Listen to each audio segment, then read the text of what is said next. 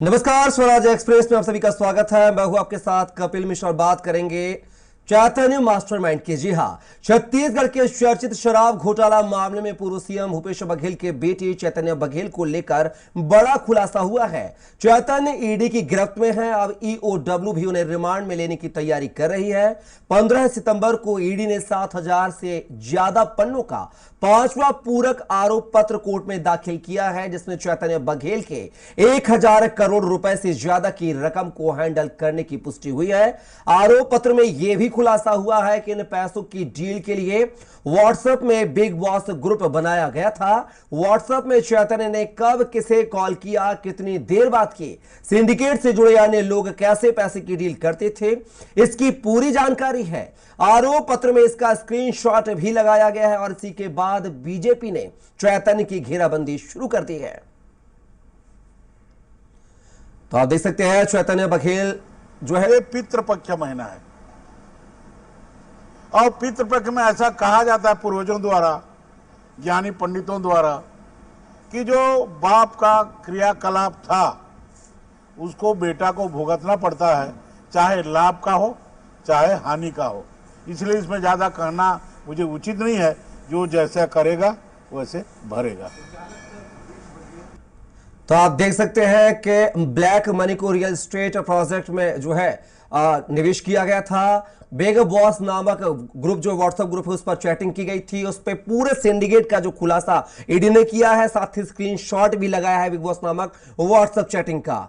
तो देख सकते हैं कि ईडी की चार्जशीट जो 7 पन्नों की पेश की गई है, 7,000 पन्नों की पेश की गई है, उसमें 5वें पूरक जो है पत्र पेश किया गया है। आरोप लगाया गया है चैतन्य बघेल से कई खुलासे पूछताछ में ईडी ने किए हैं। अब ईओडब्ल्यू भी जो है चैतन्य की रिमांड लेने की तैयारी कर रहा है और ये पूरा जो घोटाला है वो करीब 1,000 करोड़ का घोटाला सामने आया है। इसमें बाकायदा चैतन्य बघेल को जो है 200 करोड़ की जो है कमीशन जो है शुल्क देने के भी यहां पे बात सामने आई। साथ ही कांग्रेस को फंडिंग की भी बात सामने आई। 850 करोड़ रुपए की कांग्रेस को फंडिंग पहुंचाई गई है। तो ये जो है शराब घोटाले को लेकर परत दर परत जो है नए खुलासे हो रहे हैं और चैतन्य बघेल लगातार ईडी की गिरफ्त में है। ईडी लगातार उनसे पूछताछ कर रही है और अब जो है ईडी ने 7,000 पन्नों का 5वां पूरक जो है रिपोर्ट कोर्ट में पेश की है। उसमें तमाम साक्ष्य सबूतों को पेश किया गया है, जिन सबूतों के आधार पर यह तय हुआ है कि चैतन्य बघेल करीब 1,000 करोड़ के घोटाले में लिप्त हैं। 850 करोड़ रुपए की राशि जो है कांग्रेस को फंडिंग की बात भी सामने आई है। ऐसे में बड़े सवाल खड़े होते हैं कि 5 साल की सरकार में इतना बड़ा घोटाला आखिर कैसे हो गया? क्या करते रहे भूपेश बघेल? क्या यह पूरा सिंडिकेट जो है दिल्ली से संचालित हो रहा था? क्योंकि कांग्रेस को फंडिंग की बात सामने आ रही है।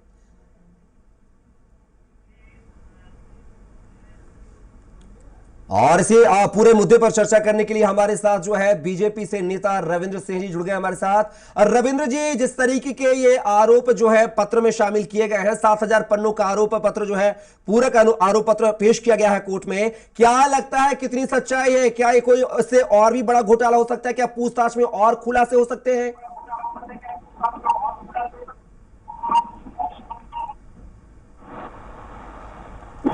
ये प्रश्न से रविंद्र सिंह जी, आपसे प्रश्न है कि जिस तरीके से खुलासे हो रहे हैं चैतन्य बघेल को लेकर, ईडी जो खुलासा कर रही है, 7,000 पन्नों का पूरक जो है रिपोर्ट पेश की गई है, आरोप पत्र पेश किया गया है, जिसमें चैतन्य बघेल को 1,000 करोड़ के घोटाले का आरोपी बनाया गया है। कैसे देखते हैं इस पूरे जांच रिपोर्ट को? निश्चित रूप से जिन्होंने जो काम किया है, जो गलत काम किया है, उनको तो सजा मिलेगी और निश्चित रूप से अभी बहुत बड़े बड़े खुलासे होंगे। ये तो बहुत छोटा सा शुरुआती दौर पर है। जिस तरह से क्या कहते हैं अनवर ढेबर से उनसे बात हुई, तो ये तो तय है ये बड़ा अपराध था और एक बड़ा सिंडिकेट चला रहा था। और अभी आगे आने वाले समय में इसकी पूरी डिटेल आएगी, आपको आश्चर्यजनक तथ्य भी मिलेंगे। और जब इतना बड़ा सिंडिकेट चल रहा था शराब घोटाले का, चाहे नकली होलोग्राम का हो, चाहे मतलब नकली बॉटल में बंद करके बेचने का हो, एक बड़ा रैकेट था, बहुत प्लानिंग से था। मैं इसको एक संगठित अपराध के रूप में देखता हूँ। चलिए रविंद्र सिंह जी, आप हमारे साथ बने रहेगा। सीधे वंदना राजपूत भी जो है कि कांग्रेस प्रवक्ता हमारे साथ जुड़ गए हैं। वंदना राजपूत जी, इस तरीके के जो है खबर सामने आ रही है, जहां पर ईडी ने 7,000 पन्नों का अनुपूरक जो है 5वां रिपोर्ट पेश की है, उसमें 1,000 करोड़ घोटाले की बात सामने आई है। चैतन्य बघेल पर ही आरोप लगे हैं, साथ ही कांग्रेस फंडिंग की भी बात निकलकर सामने आ रही है। कैसे देखें इस पूरे आरोप को? देखिए, विपक्ष को जब टारगेट बना करके काम करते हैं ना, तो अभी 700 पन्ना भी मेरे को लगता है, जो 700 पन्ना जो आया है वो भी कम है। तो आप देखेंगे कि भारतीय जनता पार्टी के जो नेता है, ईडी की जांच के पहले ही आरोप लगाते थे कि 1000 करोड़ का घोटाला है, 2000 करोड़ का घोटाला है। तो जांच के पहले ही हम लोग एक कहानी बना लेते हैं और कहानी को सही साबित करने के लिए इस तरह के काम करते हैं। क्योंकि आज कोई भी संवैधानिक संस्था को आप देखोगे, कोई भी स्वतंत्र रूप से काम नहीं कर रहा है। चाहे हम चुनाव आयोग की बात करें, चाहे ईडी का करें, चाहे सीबीआई का करें, वो लोग स्वतंत्र रूप से काम कहाँ कर रहे हैं भाई? वो तो सरकार के इशारे पर कार्य कर रहे हैं। तो ये तो कोई नई बात तो मेरे को नहीं लगता। हम तो पिछले, जब से हमारी कांग्रेस की सरकार बनी है, उस समय से लोग आरोप लगाते हुए फिर रहे हैं। ये अलग बात है कि अपने गिरेबान पर झांक करके नहीं देख रहे कि किस हिसाब से अभी शराब घोटाले इनके सरकार में हो रहे हैं, नकली होलोग्राम में बेचे जा रहे हैं, नकली शराब बेच रहे हैं। तो इस पर इन लोगों की नजर नहीं जाएगी, ना ही इस पर ईडी कार्रवाई करेगा। विपक्ष के नेताओं को टारगेट बनाना है, इसका सबसे क्या बड़ा ईडी की उदाहरण है। कार्रवाई पर सवाल खड़े कर रही हैं वंदना जी आप? जी, ईडी की कार्रवाई क्या सही तरीके से नहीं हो रही है? आप ईडी पर सवाल के निशान खड़े कर रहे हैं। एक संवैधानिक संस्था है देश की, क्या उसकी जांच पर आपको विश्वास नहीं है, भरोसा नहीं है? देखिए, जांच पर तो पूरा भरोसा है, लेकिन यदि किसी के इशारे पर कार्य होता है ना, तब कहीं ना कहीं जो भरोसा है, विश्वास है, जनता का विश्वास डगमगा जाता है। हम तो ये कब से बोल रहे हैं, जैसे कि आप देखेंगे कि राज्यसभा संसद में एक वहां पर जानकारी दिया गया कि जो विपक्ष के जो नेता है, वो विपक्ष के कितने नेताओं पर वहां पर जो टारगेट किया गया था, 143 के जो आंकड़े पर वहां पर नेताओं के ऊपर यहाँ पर अपने को बताया गया था कि भ्रष्टाचार है, ये है, वो है। लेकिन सिर्फ एक जो नेता के ऊपर सजा मिल पाया, तो कहीं ना कहीं ये तो सवाल खड़ा होता है। अभी आरोप लगाना तो बहुत आजकल भारतीय जनता पार्टी के नेताओं के जो उसके नेचर, मैडम आरोप आए तो साक्ष्य ना, सबूत पेश किए गए हैं, स्क्रीनशॉट पेश किए गए हैं व्हाट्सएप के, बिग बॉस नाम ग्रुप के। देखिए, मैं आपको वही बता रही हूँ। मैं जब यदि किसी चीज को आप टारगेट करके बनाओगे ना, या टारगेट ले करके काम करोगे, तो आपको बहुत सारे उनका आधार बनाने के रास्ता दिख जाते हैं। अभी खैर कार्रवाई चल रही है। अभी तो अब बोलते हैं ना कि सत्य परेशान हो सकता है लेकिन पराजित नहीं हो सकता। हो अभी परेशान है, लेकिन वास्तविकता जो है वो सामने निकल करके आएगा। हमने तो दिल्ली में भी देखे ना, मनीष सिसोदिया जी के साथ क्या हुआ था, सबने देखा था ना। वही हाल अभी देखेंगे कि छत्तीसगढ़ में भी होगा, क्योंकि ईडी जो है स्वतंत्र रूप से काम नहीं कर रहा है। ये हम एक बार नहीं, बार बार कह रहे हैं। रविंद्र सिंह जी, किसी के इशारे पर काम हो रहा है, केंद्र सरकार पर आरोप लगाए जा रहे हैं, बीजेपी पर आरोप लगाए जा रहे हैं। आप क्या टारगेट बेस्ड राजनीति करते हैं? ऐसे आरोप है वंदना जी के। सबसे बड़ी बात तो वंदना जी को ये बता दूं कि भारतीय जनता पार्टी की इसमें क्या भूमिका है, वो कौन सी जांच कर रही है? जांच तो स्वतंत्र एजेंसी कर रही है, ईडी कर रही है। और कहा मनीष सिसोदिया को ले आए, मनीष सिसोदिया जमानत में छूटा, क्या वो आरोप मुक्त हो गया? कि अभी से बैठे बैठे तय कर लिए कि कौन आरोपी था, कौन, मतलब क्या हो गया? अरे भैया, जांच चल रही है, कोई मनीष सिसोदिया अभी छूटा नहीं है। दूसरी बात, जब व्हाट्सएप उनका क्लियर कट प्राप्त हुआ है, क्या उसको ही भाजपा के कार्यकर्ता जाकर लिख देंगे स्क्रीनशॉट को? क्या क्या कहते हैं, ईडी के लोग उसको वो एडिटेट कर देंगे? अब आप व्हाट्सएप को भी नहीं मानोगे, उनका खुद के मोबाइल का, तो फिर आपको भरोसा किस पर है? आप लोग छोड़ दीजिए फिर ये करने के लिए। बदला जी, फिर आप कई मामलों में चरणदास मान जी कहते हैं सीबीआई जांच होना चाहिए, फिर कई मामलों में बोलते हैं सरकार से बायस्ड है, तो पहले आप निर्णय ले लो। आपके जो दिमाग में उलझन है ना, जो भ्रम है, उसको दूर कर लो। आपको भरोसा है कि नहीं भरोसा है सीबीआई पर और ईडी पर? और ईडी गलत करेगी तो आपके पास कोर्ट है, कोर्ट चल देना। अभी तो ईडी ने जो चार्जशीट दिया उसमें क्लियर कट कहा है कि 5 करोड़ रुपए जैसे सैनी ज्वेलर्स को दिया गया था और 80 लाख रुपए उन्होंने किया, उससे जमीन खरीदा। वो क्यों ये नहीं बता रहा है कि चैतन्य बघेल इसके मास्टरमाइंड थे? उस पैसे का इन्वेस्टमेंट कैसे हुआ वो भी बताया जा रहा है। कहाँ कहाँ किया गया, कैसा फ्लैट किया गया, कैसे ब्लैक मनी को व्हाइट मनी किया गया, और कब पैसे पहुंचते थे, अनवर ढेबर कितने बजे पैसा पहुंचाता था और किसको पहुंचाना, वो सब क्लियर है। इसको भी झूठ मान लेंगे आप? ये तो अनवर ढेबर के मोबाइल से मिला हुआ है, उसको कौन भाजपा का या रविंद्र जी जवाब देते हैं वंदना जी। तो इनको भरोसा नहीं है। ये लोग तो ना जो गलत कर रहे हैं उसको बचाने के लिए खड़े हो जाते हैं। और फिर ये कह रहा हूँ, इन्होंने बहुत अच्छी बात कही कि सत्य परेशान हो जाता है, हो सकता है पराजित नहीं, तो सत्य वाकई पराजित नहीं होगा। याद रखिएगा वंदना जी, ये जो चैतन्य बघेल है ना, ये जेल की हवा खाएंगे क्योंकि उन्होंने किया है।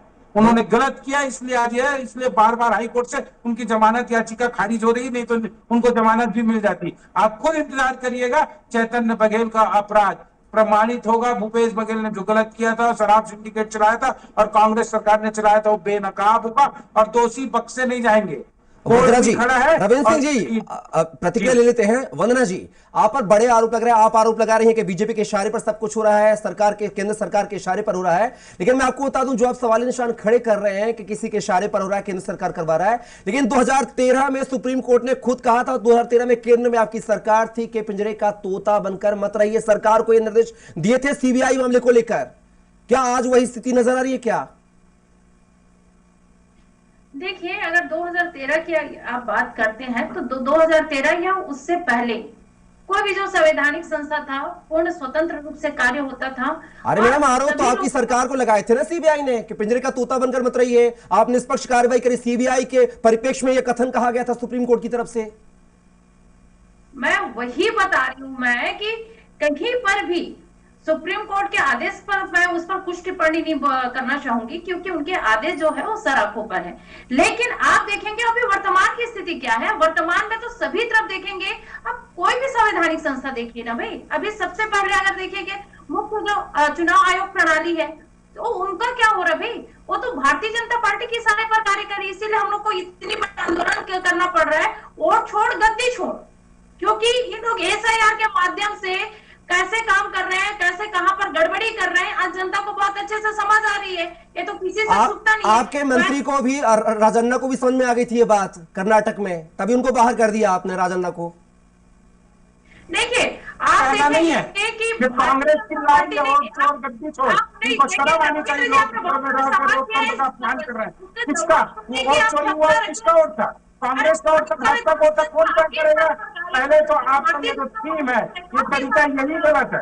गलत तरीके से आपका बुला रहा है, वोट चोर गद्दी छोड़। आपने अपने संकल्पनाओं से अपने दिमाग से उपज कर लिया और उसके लिए रोड में चले आए। संवैधानिक संस्थाओं पर हमला करने का काम कांग्रेस कर रही है। आप उसको भगा देते हैं पार्टी से। आपको याद है ना, आपके जो एक युवा नेता है वो प्रश्न उठाया था कि ये जो फंड है उसका क्या उपयोग हो रहा है, वहाँ रायगढ़ में कुछ काम नहीं हो पा रहा है। आप उस जो नेता है उनको बाहर का रास्ता दिखा दिए।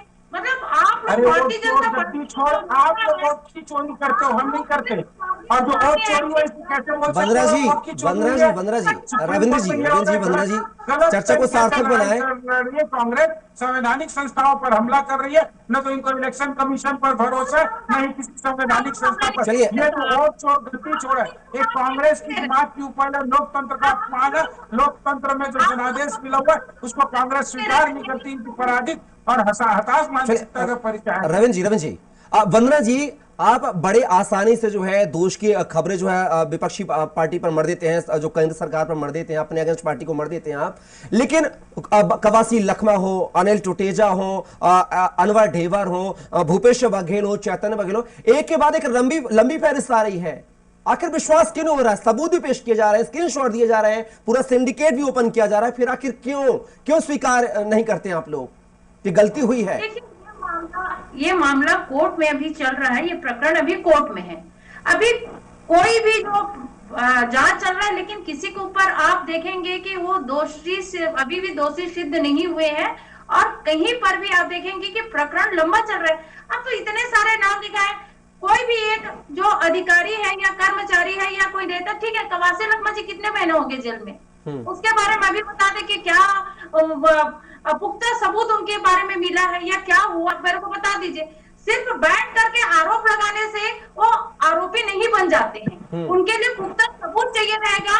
और पुख्ता सबूत करने के लिए मेरे को लगता है कि उन लोगों को कभी मिलेगा ही नहीं। रविंद्र जी, बिना सबूतों के आधार पर आप जेल में रखे हैं कवासी लखमा जी को, वंदना जी के आरोप है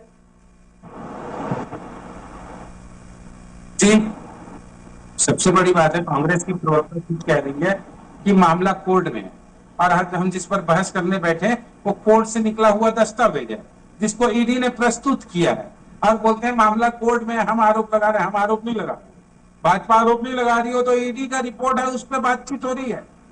जहां तथ्य फैक्ट आए हैं, उसके मोबाइल चैट्स और डिजिटल डिवाइस बता रहे हैं कि केस की पुष्टि हुई है। और तो और खुद कवासी लखमा ने स्वीकार किया है भाई कि मेरे अधिकारी जहां बोलते थे मैं दस्तखत कर देता, तो मैं तो अनपढ़ था। जब पैसे की ठनठन आती थी ना, खनखन आती थी, तो कवासी लखमा जी मुस्कुराते थे। और आज पुलिस की ठनठन पड़ रही तो कह रहे हैं कि मैं नहीं, अधिकारियों के कहने पे दस्तखत किया, मैं अनपढ़ था। ये बोल के वो बच सकते हैं क्या? लेकिन उन्होंने स्वीकार किया कि मैंने ये भ्रष्टाचार किया, अधिकारियों के कहने पे जहां पर दस्तखत करना था मैंने किया है।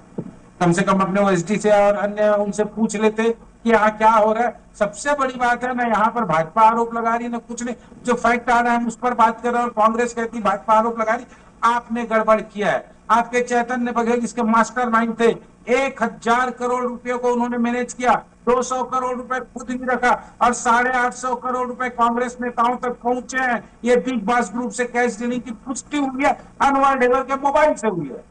और हम पर आरोप लगाते हैं, आप सत्य को देखना नहीं चाहते। आप आईना में खड़े होते हैं और अपने चेहरे को ढक लेते हैं। आप सोचते हैं आईना झूठ बोले, आईना झूठ नहीं बोलेगा, क्योंकि ईडी कोर्ट के सामने रख रहा है, प्रूफ रख रहा है, आपका स्क्रीनशॉट आ रहा है। अरे कम से कम आप क्या कहते हैं, अपराधियों के साथ तो मत खड़ा होइए।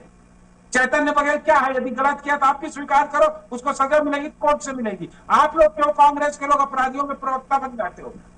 बंदना जी, बड़ा सवाल बन जाते हो, उनसे कार्रवाई होने दीजिए, उस पर हो रही है तो। गलत होगा कोर्ट चले जाइएगा आप, आपको किस डर है? आप काहे को चाटुकारिता करने बैठे हैं? वंदना जी, गलत किया है तो गलत है, स्वीकार करना पड़ेगा। इतनी भी चाटुकारिता राजनीति में अच्छी नहीं है। वंदना जी, कोर्ट का सामना करिए। जवाब तो सुन लीजिए। हम क्या समझे, ईडी का रिपोर्ट है, ईडी को भरोसा नहीं है तो कोर्ट में चैलेंज करिए, उसका फैक्ट आ रहा है, उसको मत झुकाइए कम से कम आप लोग। जी को आपने आरोपी सिद्ध कर दिया, ये आपको किसने अधिकार दिया? आपको ये किसने अधिकार दिया? अरे हम तो उस पर बात कर रहे हैं, हम तो उस पर बात कर रहे हैं जहाँ ईडी फैक्ट रख रहे हैं।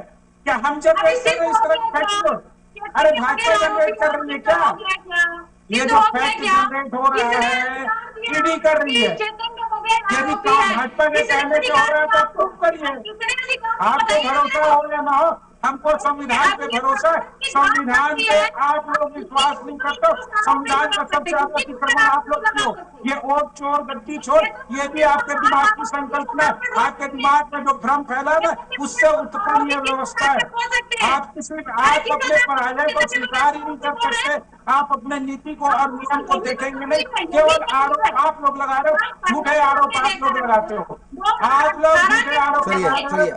रविंद्र जी, वंदना जी, थाना में ला करके बैठाते थे, थाना में ला करके बैठाते थे। उसकी इतनी बूढ़ी अवस्था में उसकी मम्मी थी, उसकी माँ को भी आप लोग थाना में ला करके बैठाते थे, क्योंकि भूपेश बघेल की जो लोकप्रियता से आप लोग घबरा गए। सबको करना पड़ेगा, प्रक्रिया जो है उसको मानना पड़ेगा। कानून से बड़ा कोई नहीं है, विधि के समक्ष समता का अधिकार है, और कानून से बड़ा ना तो राष्ट्रपति है ना एक आम कार्यकर्ता है।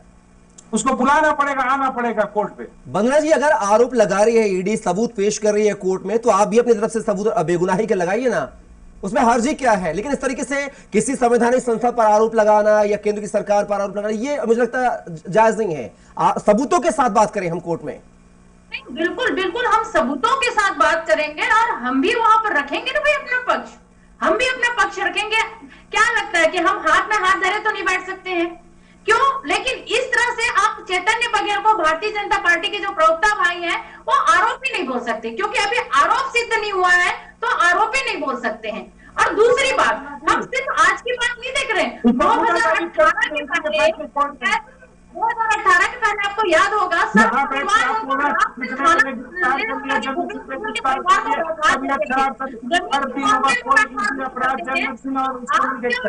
जो ये व्यवहार है, ऐसा व्यवहार नहीं है। ये शुरू से जो भूपेश बघेल के उनके परिवार के प्रति इन लोग ऐसा व्यवहार रख रहे हैं, क्योंकि माननीय मुख्यमंत्री, पूर्व मुख्यमंत्री भूपेश बघेल मालूम है कि छत्तीसगढ़ के बहुत लोकप्रिय नेता है, हमारे कांग्रेस के लिए एक आधार स्तंभ है, ठोस मजबूत आधार है। वो इसको तोड़ना चाहते हैं, इसलिए इस तरह के इन लोग जो है ईडी के माध्यम से हो चाहे सीबीआई के माध्यम से हो, लगातार इस तरह से कार्रवाई कर रहे हैं। ये बिना चिंगारी के धुआं होता कहाँ है? अगर चिंगारी हुई होगी तभी तो धुआं होगा ना कोई बात तो होगी। तब तो एक तरफ से सौम्या चौरसिया, अनिल टुटेजा, अनवर ढेबर और आपका पूर्व आबकारी मंत्री जो कवासी लखमा, चैतन्य बघेल, भूपेश बघेल, ये एक तरफ से पूरा लंबी फेरिस्त है। सौम्या, वंदना जी, देखिए मैं वही तो बोल रही हूँ, मैं चलिए ठीक है ना, जांच चल रही है, जांच चलने दो, हम पूरा सम्मान करते हैं, संवैधानिक संस्था का सम्मान करते हैं। जो हकीकत है वो सबके सामने आएगी, लेकिन हकीकत सामने आने के पहले, दोष सिद्ध होने के पहले आप किसी को अपराधी नहीं बोल सकते, आप किसी के ऊपर दोष नहीं मर सकते। ठीक है, संस्था है, आप जितना भी चेक करना है ऐसे भी कर ही रहे हैं। अब 2-3 साल पहले जो प्रश्न पूछे थे, एक खुद अपने आप में क्या कहते हैं व्यवस्थित नहीं है, उलझे हुए लोग हैं। वही बात उनके सामने कोई आ नहीं रही है, सिर्फ वो बोलते हैं ना गोल गोल रानी इतना इतना पानी, वही खेल रहे हैं। रविंद्र जी, क्या लगता है जिस तरीके की जांच रिपोर्ट सामने आ रही है, आगे बढ़ रही है जांच रिपोर्ट, क्या लगता है इससे और भी कोई बड़े जो सफेद पोष नेता है कांग्रेस के वो भी सामने उजागर होंगे आने वाले समय में? बिल्कुल आएगा, मैं तो कह रहा हूं ना, तो प्रारंभिक स्तर पर इतनी बड़ी बड़ी जानकारियां निकल के आ रही, तो आगे आने वाले समय में देखिए। और हम तो चर्चा कर भी रहे हैं आज ईडी की रिपोर्ट पर, ये अपने आप में जो इतनी जानकारी निकल के आ रही पर्याप्त आ रही है, और इससे मैं कहता हूँ 10 गुना आने वाला है। वंदना जी इंतजार कर लीजिए, भारतीय जनता पार्टी का आरोप नहीं है, ये कोर्ट में आए हुए तथ्य हैं। और बहुत भूपेश बघेल जी को लोकप्रिय कह रहे थे, लोकप्रिय होते तो सत्ता में वापस आ जाते। पहली बार 15 साल में कांग्रेस सत्ता पे आई थी और उसके बाद 5 साल में उनको हटा दिया गया, क्योंकि लोकप्रियता ना कांग्रेस के लोग सलाम करें। छत्तीसगढ़ की जनता उनको बाहर का रास्ता दिखा दी है, और इस तरह उनकी लोकप्रियता आप लोग को मुबारक हो। हमारी लोकप्रियता का मैं कहूंगा तो 5 साल नहीं, 10 साल नहीं, 15 साल डॉक्टर रमन सिंह का राज्य था।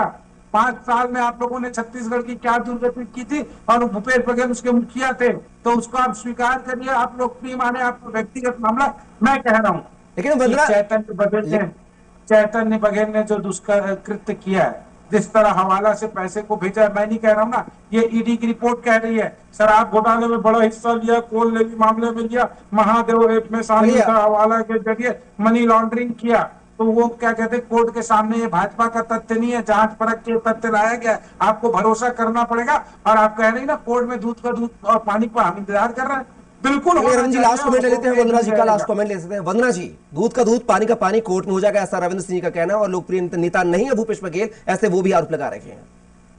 देखिए, लोकप्रिय नेता थे, इसीलिए तो उनसे डर करके वोट चोरी करके सरकार बनाया गया है।